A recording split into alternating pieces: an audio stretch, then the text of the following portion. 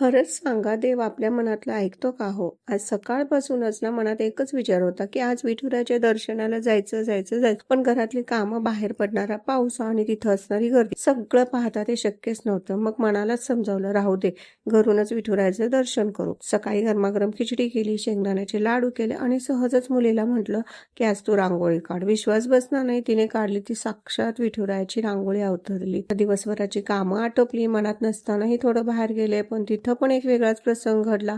माझी गाडी no parking मधून उचलून नेली होती. ती सोडून परत येत असताना रस्त्यातच स्वामींचा मठ लागला. मुलगा म्हणाला, मम्मी दर्शनाला जायचं का? मी म्हटलं, नको रे, आत्ता तर कुठं गाडी लावायची पण भीती वाटते. पण काय आश्चर्य, गाडी अगदी सहज जागेवर लागली गेली. मनात आलं, आज विठुरायाचा दिवस आहे आणि स्वामींच्या मठात का जायचं? आत गेले आणि जे पाहिलं ते पाहून मी क्षणभर स्तब्धच झाले. स्वामींसोबतच विठुरायही तिथे छान अवतरले होते दर्शन द्यायला. अंगावर अक्षरशः शहारे आले हो.